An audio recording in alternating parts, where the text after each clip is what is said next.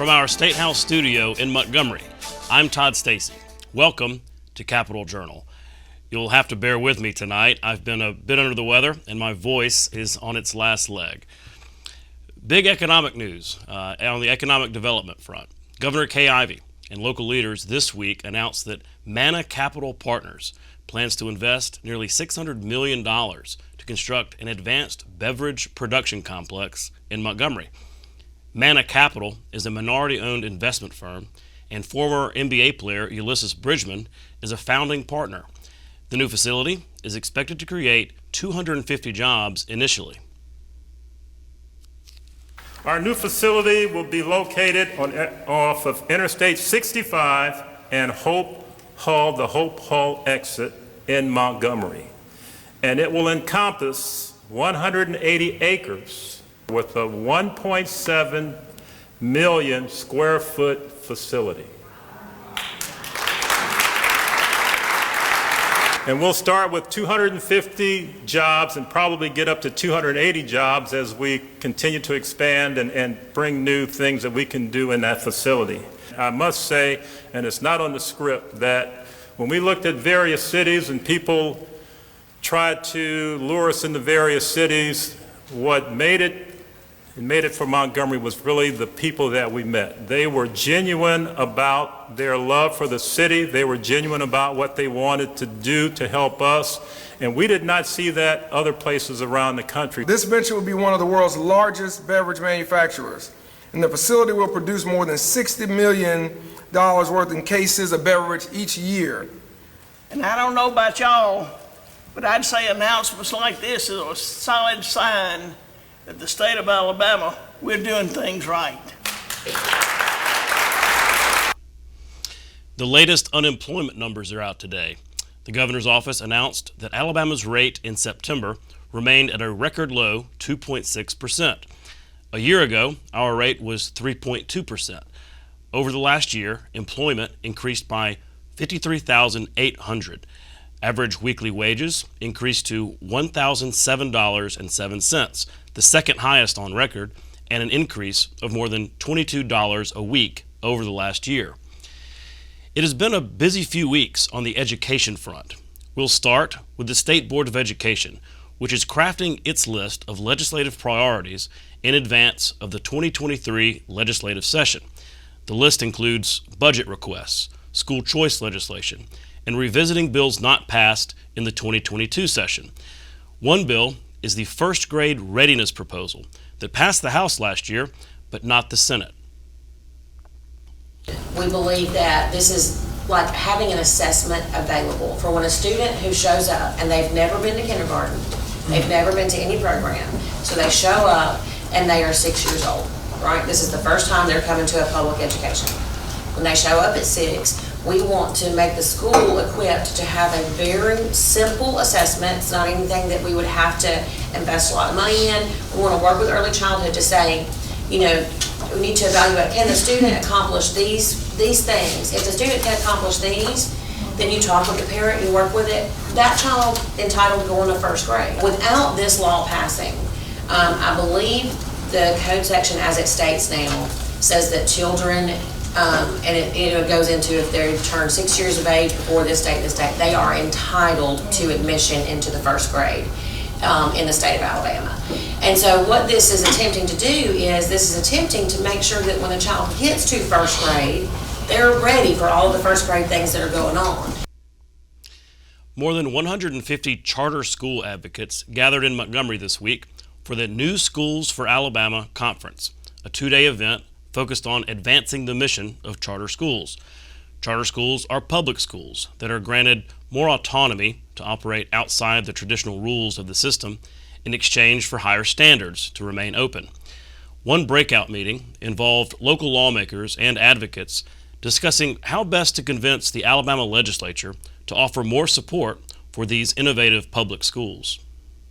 In terms of why charter schools have had such an uphill battle in the legislature, I mean, it's a pretty simple answer, I think, is not a lot of people know what a charter school is. Our law passed in 2015. We were the 43rd state to pass it. I think we have a great law that really balances autonomy and accountability. But we had legislators that hadn't seen, touched, heard, like they didn't know what a charter school was, so we had to do a lot of education through that process. And then it took a good 2 years to get a charter school up and running. There are members of the House and the Senate who think, well, my school district's doing pretty good. And, maybe they are. But I think when you start to look at the numbers, there are not very many school systems in this state that I would consider that are doing really good. And that's just the bottom line. And, when we talk about gambling or medical marijuana, that's one that I got hundreds of emails and phone calls about. If we got as much excitement and interest over school choice as we did the marijuana bill, it would blow up the phones of the legislature. And so that means y'all have to get to know who they are, get their cell phone number, use it to call and text, not after 8 at night. Be responsible, but get to know these people and let them know that you're on their side if you are. And if you're not, then turn them into your side. Our number one challenge that we face is that charter schools in Alabama do not have access to local revenue. We get federal revenue, we get state revenue, we do not get access to local revenue. In charter schools in the Birmingham area, that means funding inequity close to $4,000 between what a district gets to educate a child and what a charter school gets to educate a child. That is way less money to be held to way higher standards. And so we've got to message that to the legislature. An accolade to celebrate. Dr. Brian Cutter, principal of Montgomery's Dalreda Elementary School, received the Milken Educator Award. It's known as the Oscar of Education. He's the only Alabama educator and one of only 40 nationwide to receive the honor this year.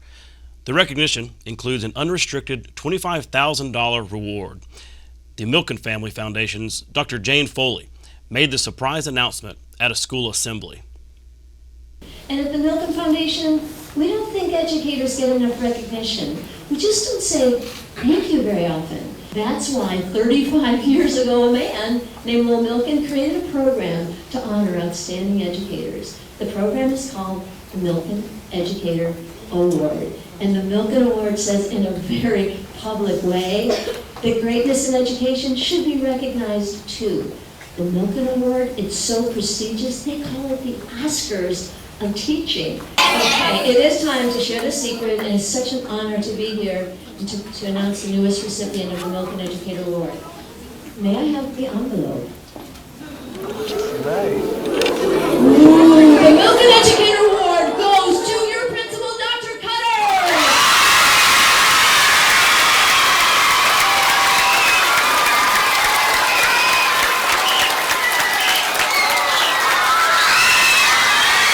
I was not expecting it. I was trying to figure out what teacher were they going to choose. So when they chose me, I was really speechless. Still am, still in shock. If I could share this award with everyone, I would, because we all are in the trenches together. We all are doing what's best for our students to the best of our ability. And so I want to represent this year's principals and educators in Alabama very well. And so I am honored to represent the state on behalf of all educators and principals. A federal judge has dismissed an Alabama death row inmate's attempt to block his upcoming execution. Counsel for Kenneth Eugene Smith argued that the execution should not go forward due to the problems with the state's recent lethal injections. U.S. District Judge R. Austin Huffaker Jr. denied that request and ruled that the execution could go forward. But the judge also warned Alabama's prison commissioner to strictly follow established protocol when officials attempt to put Smith to death next month.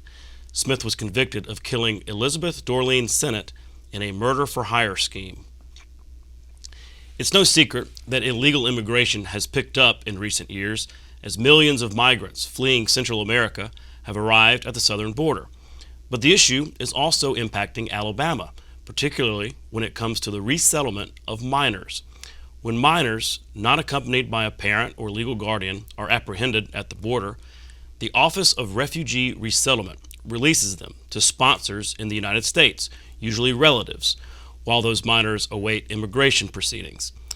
Alabama Daily News reports that more than 2,200 unaccompanied minors detained at the southern border were sent to Alabama between October 2021 and this August. That's up from 1,946 the year before. There was a dip during the 2020 COVID year, but this has been a trend going back to 2015. Jefferson, Lee, and Marshall counties received the most resettled minors, with Baldwin and Montgomery right there behind. The trend has the attention of state leaders because oftentimes these minors, mostly teen males, don't speak English and require extra resources when they enroll in school. State Superintendent Eric Mackey and legislative budget leaders have openly discussed the resource problem it creates for local schools. The Alabama Head Injury Foundation says that 21% of traumatic brain injuries experienced by children are due to sports and recreational activities. In her recurring series, The Story Behind the Story, Capital Journal's Karen Goldsmith pulls back the curtain to find out what Alabama is doing to protect its youngest athletes. The Montgomery Gators football program has players as young as 5 years old, and even though their hits are not as hard as the 10-year-old Gator squad, they can still do some damage. In 2018, Alabama became the first state to pass the Coach Safely Act. The law mandates that volunteer coaches of youth ages 14 and younger who coach high-impact sports take a course on how to recognize and prevent injury. The Montgomery Gators coaches say they like the requirement. Because I know that all the coaches know the safety protocol for the kids, concussion protocol, proper equipment protocol, and basically just knowing that everybody getting the same knowledge and to put toward the safety of these kids. That's a good thing, knowing that you can't coach without certifying, because the concussion protocol is very important. It's very important, especially when you're dealing with kids. They add that the pregame and in-game protocols are critical to ensuring the player's safety. So you want to make sure everybody from their top to bottom is pretty much tight, from their chin strap, mouthpiece in to guard their mouth, even down to their shoes. The shoes is tight. Making sure the kids tackle with their head up, making sure all their equipment on right, and making sure everybody energized, and make sure they all eating right and everybody staying focused. The coaches of the 5-year-olds are on the field with their players, and when a player is injured, a coach steps in, questions the player, and even escorts the player off the field. Overall, though, we coaching kids that are new to the game. Some of them probably never been to a football game or knew what a football was before their parents brought them out there with us. But we're going to take care of them and teach them things they need to know. And one player says he's learning what he needs to know. Tackle with my head up and make sure all my equipment on, listen to the coach and stuff like that. They also say these safety rules transcend into life lessons that the players can use when they are not on the field. Just mind my own business. I learned to be more respectful and listen to people. It's not about even getting paid. If they did try to pay me, do it, I really don't care. Volunteering, I love it. So it's something I'd like to do for the 5-year-olds, to see them grow from when they first came all the way into now. It's big growth on just the kids, period. So I love it. For Capital Journal, I'm Karen Goldsmith. The arrival of fall often brings with it cases of respiratory illness, including the flu. As Capital Journal's Randy Scott reports, state health officials are sounding the alarm for citizens to get ready. We absolutely are in flu season. It's not affecting all parts of the state the same, but we are seeing parts of the state that are having elevated flu levels. Alabama State Health Officer Dr. Scott Harris says people have to keep alert to the dangers of the flu. Flu is still here. Flu changes every year. We know flu really takes its toll on people who are seniors, but also, unlike COVID, on younger people. It also can be a real problem for pregnant women as well. Flu kills tens of thousands of Americans every single year. Even though we have good vaccines to help prevent it, even though we have good medication to treat it with, it still exacts quite a toll. And we just know for a fact that it's here. And we know the very best way to prevent serious illness or death is to be vaccinated. From leaves changing color to the dates on the calendar, fall is in the air. But what's also in the air are the rising cases of flu across this country and right here in Alabama. People are urged to take whatever precautions they can to fight the flu, but health officials also warn them to keep in mind another concern: COVID. COVID is definitely still with us. We really don't know how to predict what's going to happen next, but we do know that the virus continues to mutate, it continues to change. Dr. Harris says now's the time to get your flu shot, and if you're eligible to take the new COVID booster, you can take it at the same time with your flu shot. Please consider getting your flu shot and your COVID booster shot as soon as possible. You can get them both at the same time. They don't come in the same needle, in the same syringe. It is 2 sticks, but you can get one in each arm, which I did a few weeks ago when I got my flu shot and my COVID booster. For Capital Journal, I'm Randy Scott. A special story tonight.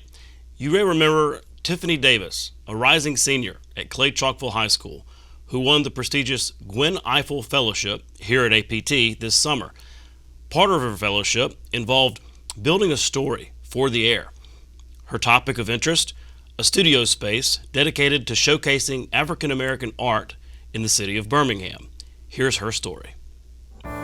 According to a 2019 study on the diversity of artists in major U.S. museums, African American works of art make up only 1.2% in the U.S. Equity and ethnic diversity in American museums has always been increasingly low for people of color. Moving towards diversifying underrepresented artists, visionary Willie Williams Jr., founder of Studio 2500, creates a space to serve the community of Birmingham through visual art. Myself as an artist, I am a multidisciplined artist, so I work in the mediums of sculpture, painting, and I do collage and assemblage. I started around the age of 4. I was learning from my father. He taught me some of the basics of art, and then I transitioned my passion for art to go into the Alabama School of Fine Arts, where I graduated in 2014 from the Visual Arts Department, and then I got my BFA from Birmingham Southern College, 2018. So now I'm practicing as a full-time artist along with owning my gallery. The mission of Studio 2500 is to promote diversity and primarily freedom of expression. Our slogan is the ultimate art and cultural experience. So that means that anyone from any walk of life can come into the space and gain connection to the art that is displayed. I had never felt or seen anything like Studio 2500. I never once felt intimidated or unwelcomed. For the first time, I was able to connect with artwork that looked like me, that had hair textures thick as mine and skin as dark as mine. This made me truly feel that my voice and my story mattered in the gallery of Studio 2500. Where it is has opened the eyes of so many people who they come through the door and they say, I didn't know this place was here, and they want to come back. And that's the wonder of it. It's accessible. I got the opportunity to speak with the local artists at Studio 2500, and here's what they had to say about their artistry. I am very architectural as an artist. You can kind of see things building and breaking down and walls falling, colors popping. In other words, you can see the details, even though they may not necessarily make sense. The viewer can kind of capture it as when we go through these journeys in life. It doesn't always make sense, but I also enjoy the journey in general because it's so beautiful. Art can start conversations, guide people to inclusivity, and bring communities back together. So currently we are focusing on arts education. So I have a summer art camp that I'm doing right now. And so I'm teaching a youth how to do the basics of art. And so that's a pillar that we brought out this year for the studio, the arts education component. Art is not something that can be created, but it is a seed that can be planted, like the Studio 2500 project, the Arc of Justice. My vision with the Arc of Justice is going to be globally expansive. The Arc of Justice will bring about conversation about the ideals of justice and more about humanity worldwide. It'll be able to push for better policy, push for more educational programs that youth can take advantage of, to learn and grow up to be agents and advocates for justice and for humanity. No matter your background, art unifies and tells a story that brings hope to the future of an inclusive world where all groups of people are represented and equally loved. Black is beautiful, black is elegance, black is power, black is heaven sent, black is victory, black is relevance. No matter how much they knock us down, we bleed excellent. This has been Tiffany Davis with APT. Wow, great job, Tiffany. I think Gwen Eiffel would be very proud. We'll be right back with tonight's guests. You can watch past episodes of Capitol Journal online anytime at Alabama Public Television's website, aptv.org. About 2 weeks ago, U.S. Senator Tommy Tuberville kicked off a firestorm of controversy at a Nevada political rally when he conflated the issues of crime and reparations. He accused Democrats of being, quote, pro-crime and said, quote, they want reparation because they think the people that do the crime are owed that, end quote. The coach turned senator received widespread criticism over the comment, especially from Democrats who called them racist. This week, Tuberville responded to the controversy, issuing this statement. The issue is crime, not race. Crime has spiked nationwide under Democrats and their defund the police policies. And I was pointing out the frustration of many Americans share when I spoke last weekend, end quote. I recently interviewed Senator Tuberville about a range of issues, but it was recorded before that Nevada speech. In fact, he was headed out west the next day. That's why it doesn't come up in this interview. I obviously would have asked him about such a notable story, but it hadn't happened yet. In any case, I appreciate the Senator's time, and I hope you'll enjoy our interview. Next, I'm joined by U.S. Senator Tommy Tuberville. Coach, thanks for coming on the show. Good morning, Todd. Good to see you. Good to be here.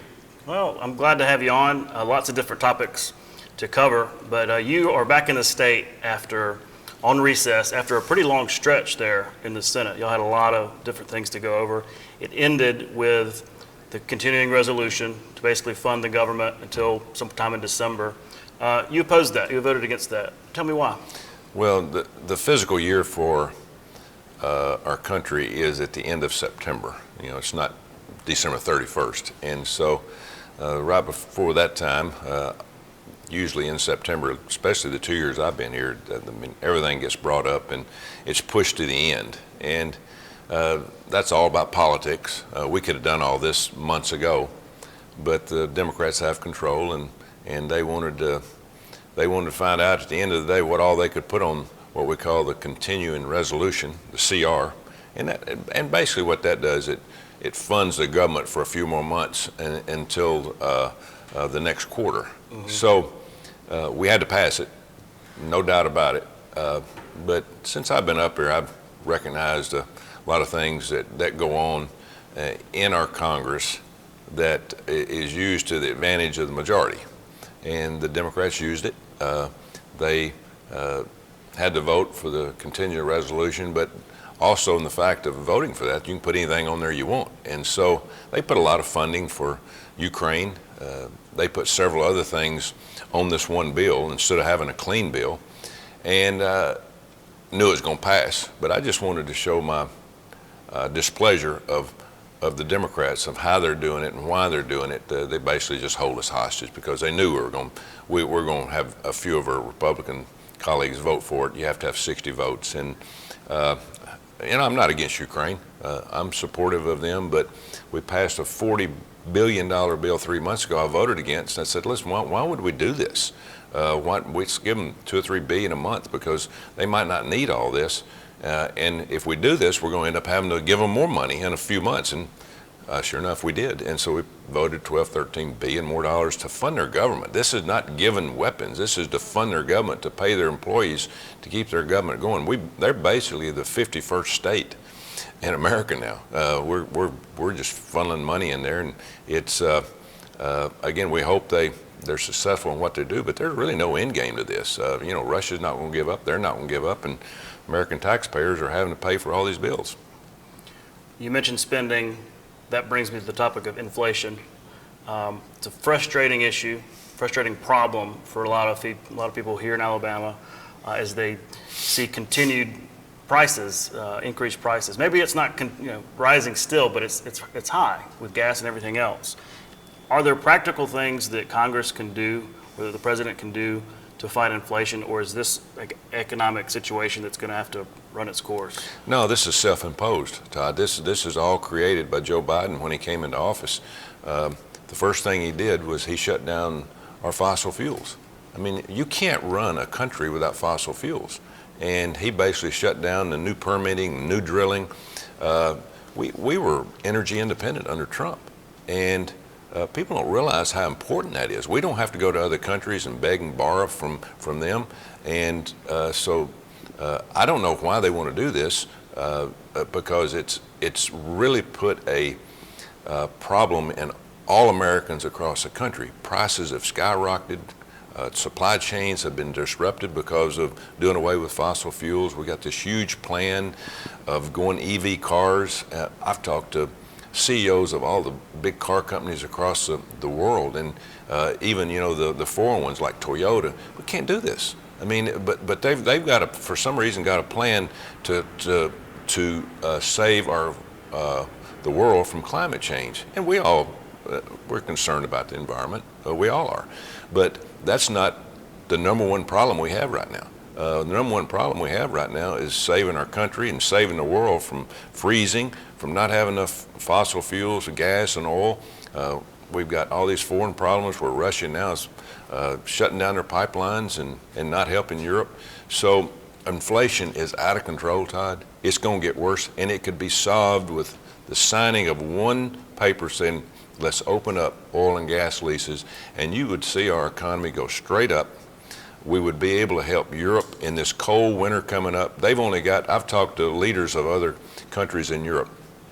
Been over to see them. Senator Shelby and I went to see them. They basically got 2 or 3 months of oil and gas left. And after that, it's going to get real, real bad. So inflation is going to continue to rise. Democrats continue to say it's a problem, and today they could solve the problem of inflation. Now, it would take a while for it to just drop completely, but it would slowly go down. The American taxpayer and American citizen would have a much better life, but for some reason they're bound and determined to run our country to the point where we're all socialists and we all depend on the federal government. You recently passed your first bill. The first one to make it all the way through the process since you've been a senator. President Biden signed the Supporting Families of the Fallen Act into law just the other day. Has to do with the insurance maximum for families, spouses and families that of those who get killed in combat. Is that correct? Yeah. Well, here's the problem, Todd. And I come from basically the business world of running a corporation like a football team, millions of dollars. And it's really the small things that count. In D.C., we all miss the small things. We all think, hey, the big things count, and they do count. But I'm on the Armed Services Veterans Committee.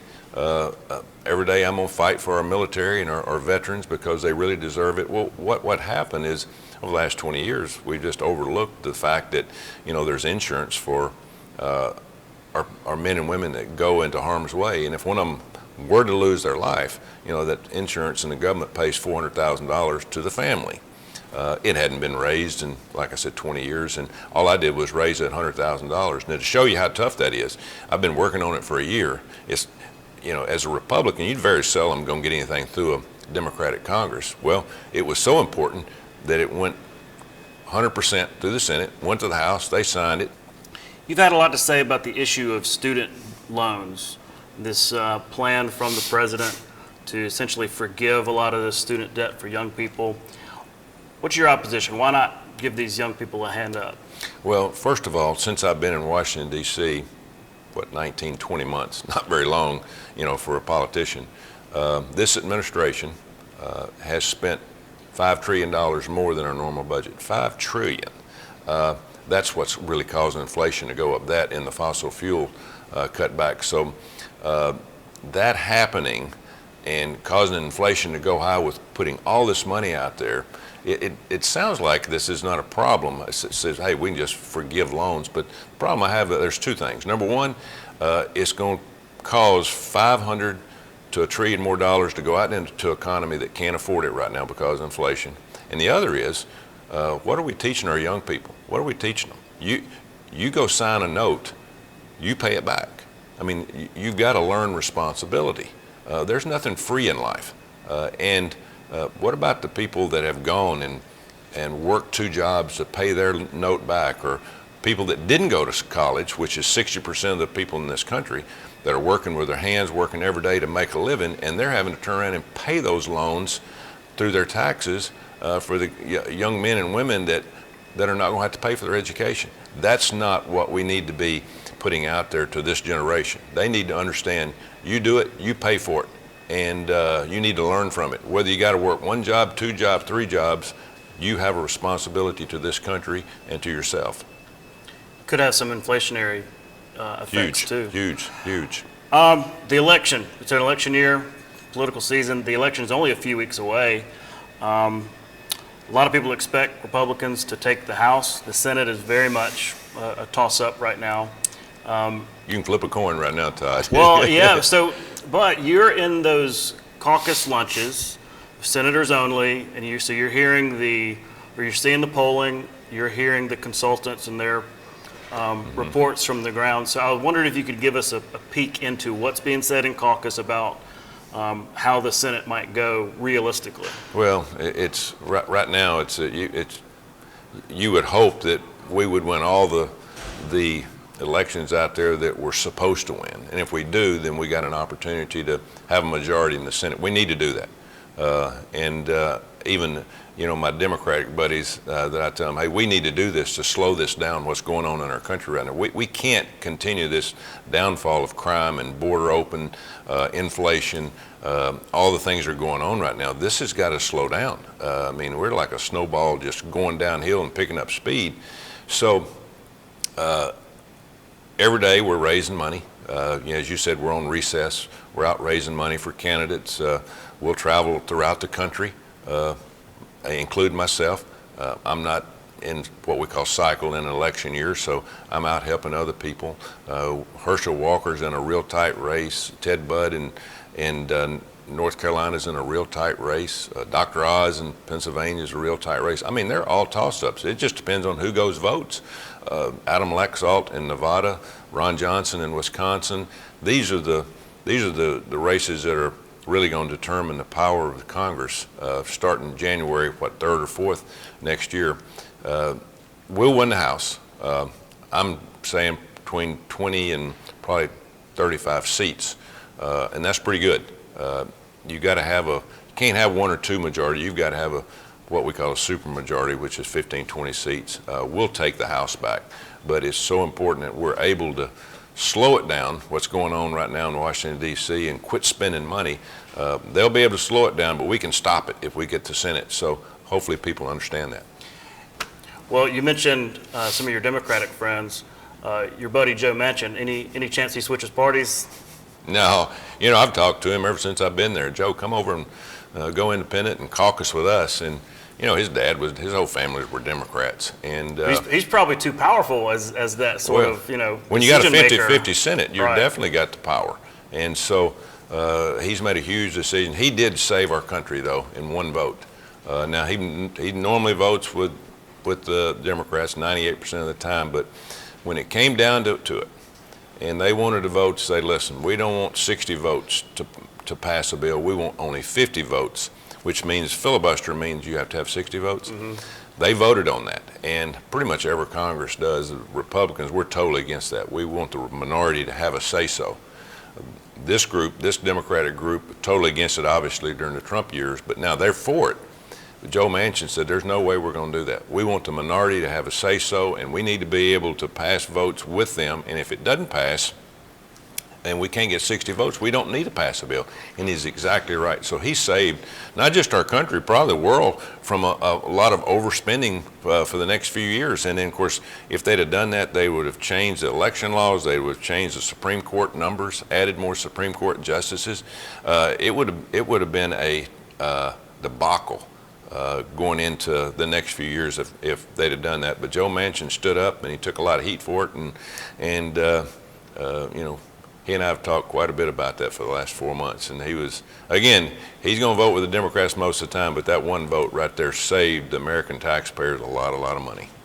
Well, y'all are working together on this NIL bill, this name, image, and likeness bill.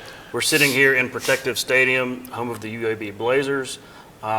This is an interesting issue because I think a lot of folks going back several years thought, it'd be a good idea if players could somehow, earn some money off of their own image and likeness and everything. But what has happened is really beyond what anybody could imagine. I mean, these schools using it and raising hundreds of millions of dollars and things like that.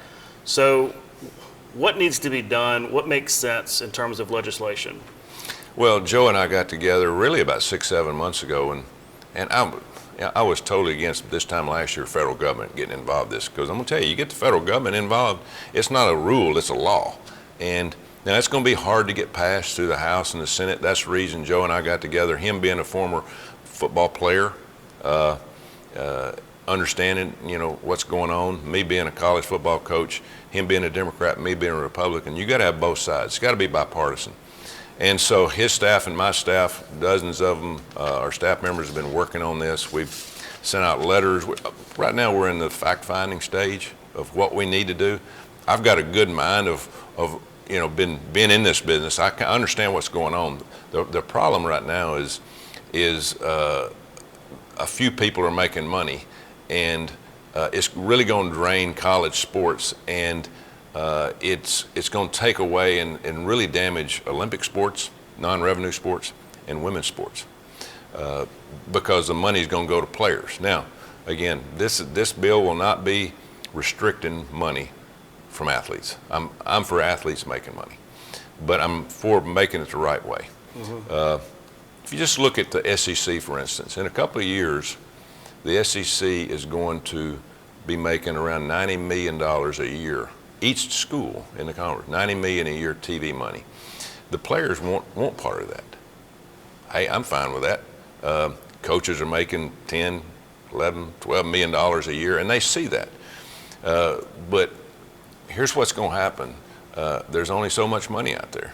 And if you're going to start paying players, then you're going to have a shortage on what I said earlier, the Olympics and the women's sports. And we don't want to put those in harm's way.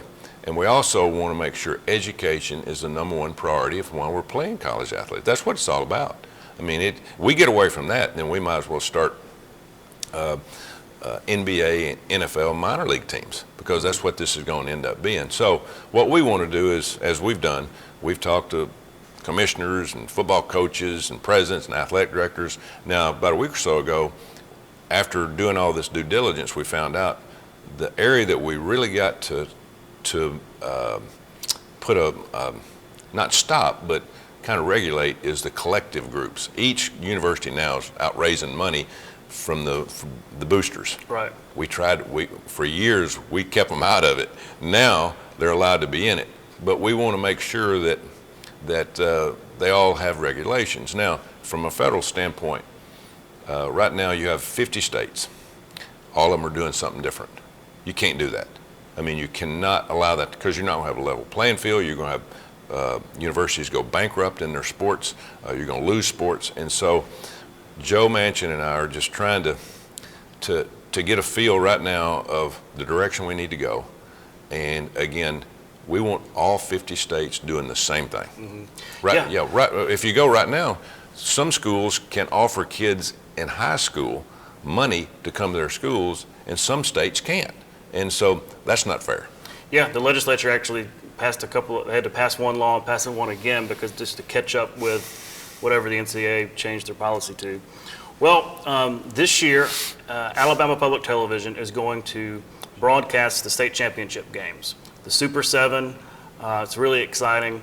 And so I wanted to ask you about that. You were obviously a college coach for many years. I wondered, if you had some interesting memories from the recruiting trail, or just what that was like, and maybe how the game has changed.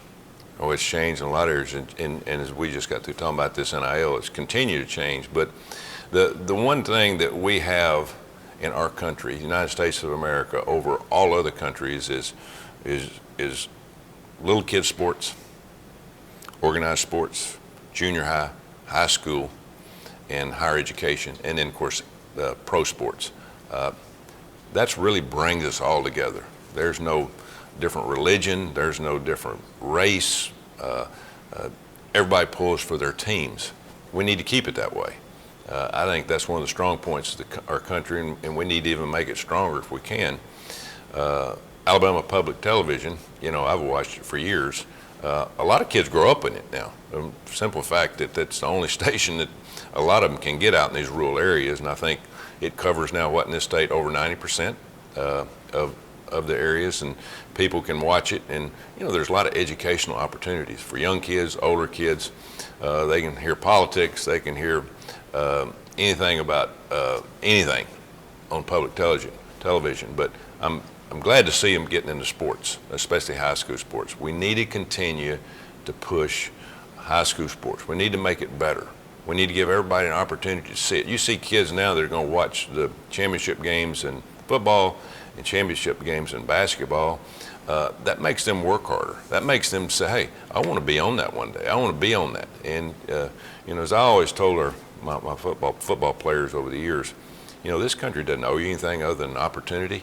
And that's what Alabama Public Television gives you. It gives you an eye of what young people have done to be successful, to encourage the younger generations to work harder to make that success, to share in some of that success. So that's the reason APT is so important. Now getting into sports, it will really open the eyes of a lot of young people in terms of possibly the future that they can have through sports and really through a lot of other educational opportunities. Well, Coach, I really appreciate your time, and thanks again for coming on the show. All right, Todd, thank you. Good to see you. You too. We'll be right back. You're watching Alabama Public Television.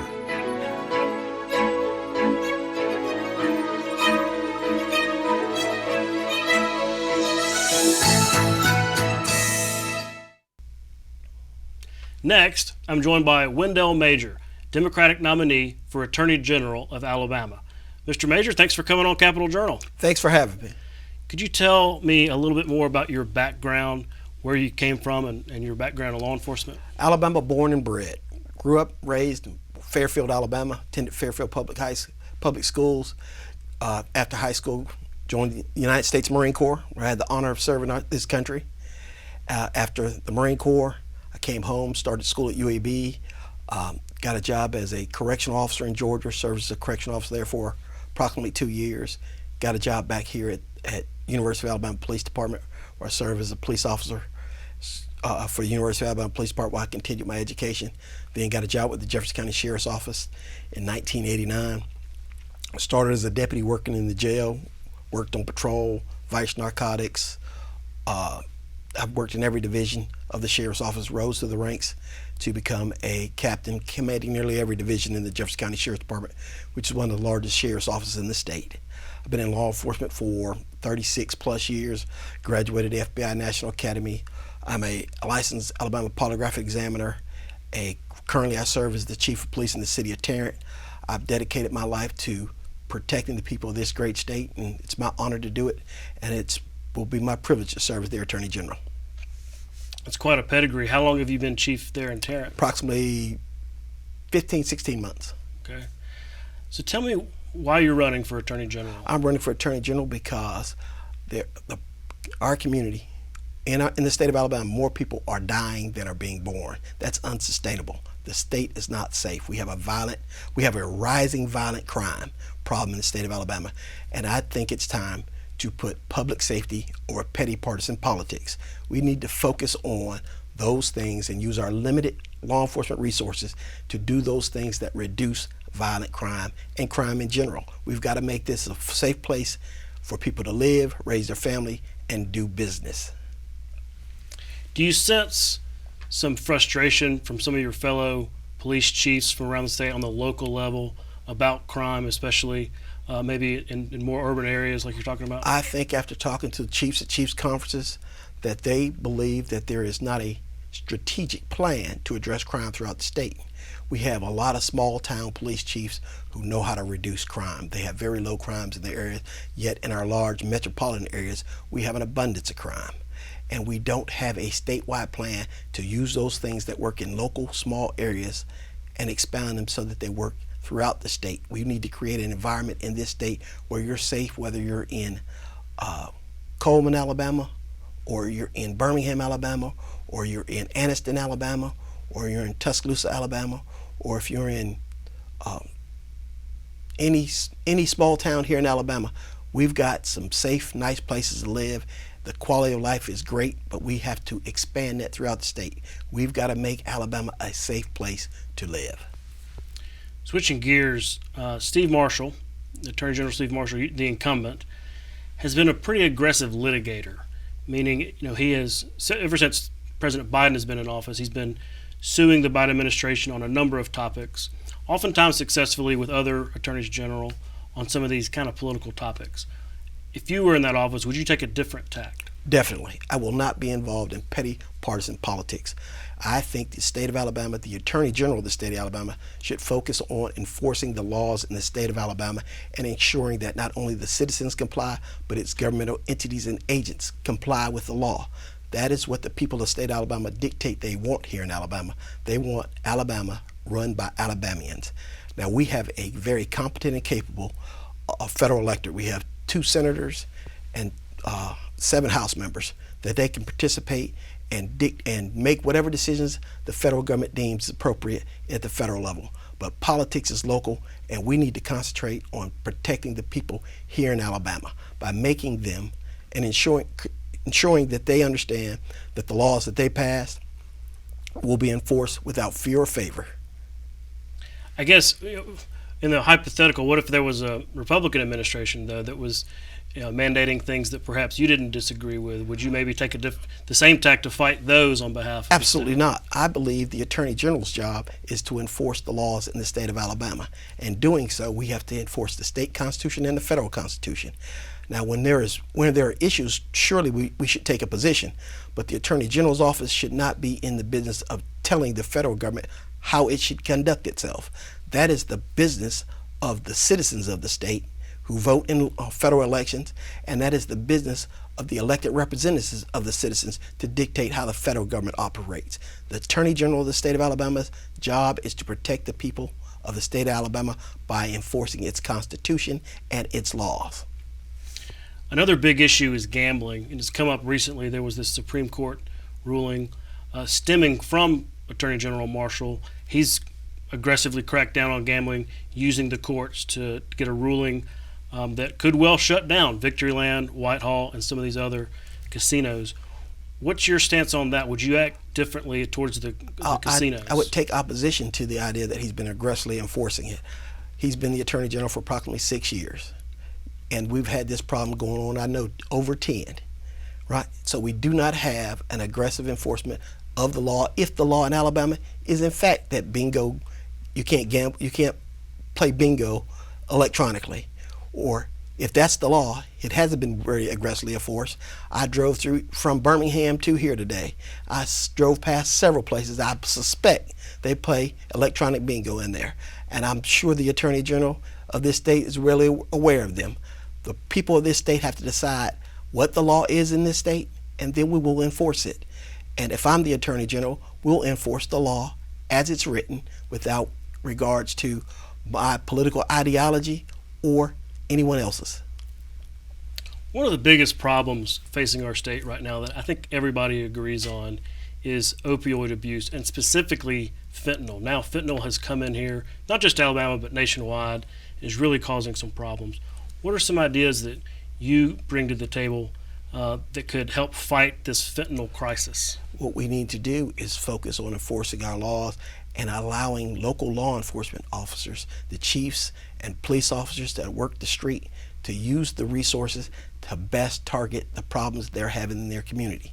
Now, we have a drug problem, but drug problem is a medical problem. We need to deal with it as such, and we need to put resources to do that. We do not need to spend the resources that we're trying to enforce the law and reduce crime, particularly violent crime, on people's medical problems. Sure, there's a place in our society and a part of our government that needs to focus on medical problems. They need to be funded adequately to do that. But we cannot arrest our way out of our drug addiction problem.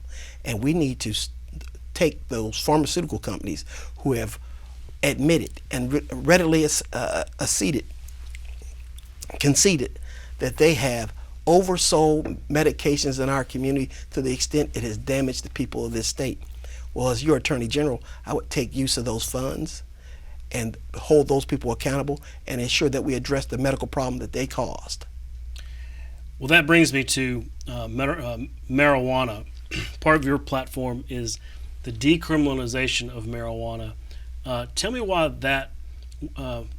that's important, why it would work. I tell you, as the Attorney General, I would lobby the legislature to decriminalize it. As a law enforcement officer, and I've been doing this for 36 plus years, law enforcement officers recognize that the vast majority of our community perceive marijuana to be a drug like tobacco, like any other, but it's not the cause of the violent crime that we have in our community.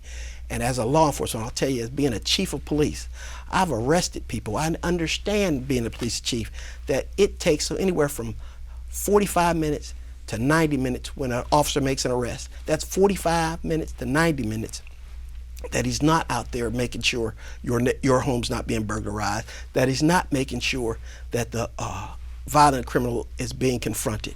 He's making a misdemeanor marijuana arrest for a person that has a drug problem that should be treated like a drug problem and should be attended to by medical professionals. He's spending that 45 minutes to 90 minutes arresting him, causing him and his family approximately anywhere from $2,500 to $5,000 in cost just to deal with that misdemeanor marijuana, and it has no effect on violent crime in our state.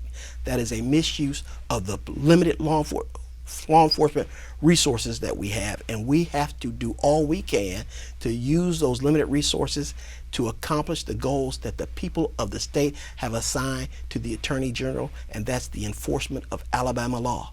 And if we did that, we could take more an effective role, reduce the violent crime, and we could also, the other divisions of the government that are charged with producing a medical strategy for our healthcare professionals to implement to deal with drug addiction.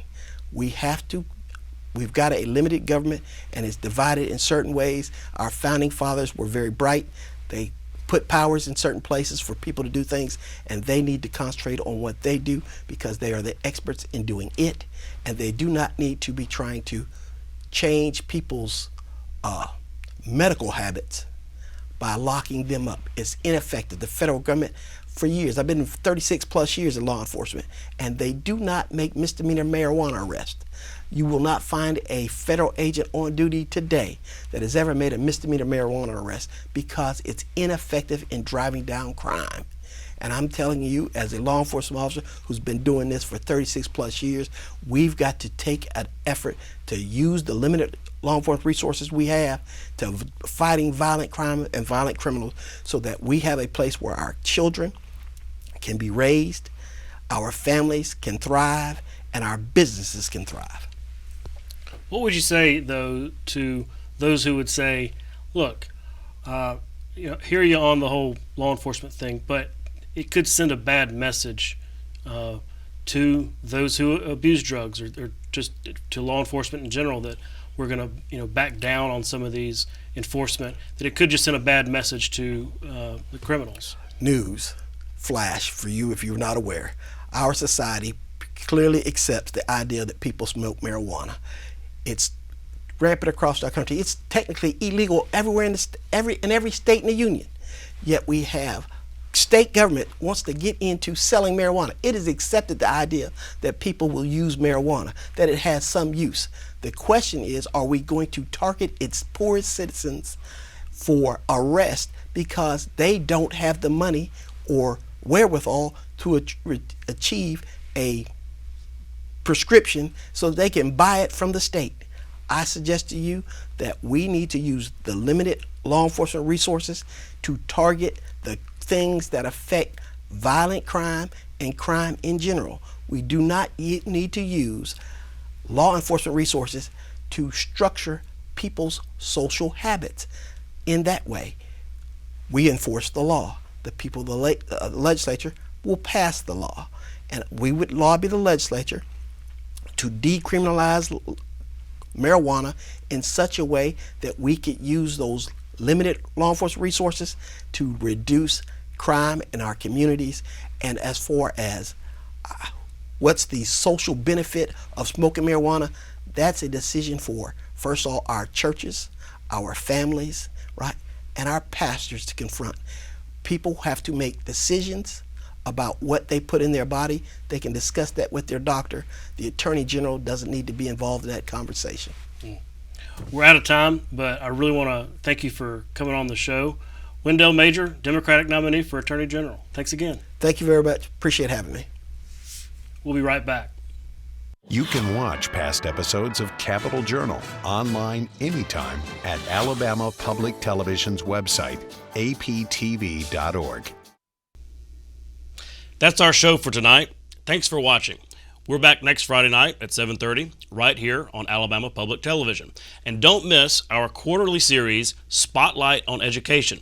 That's scheduled to air Thursday night at 8 o'clock, and you won't want to miss it. For our Capitol Journal team, I'm Todd Stacy. We'll see you next time.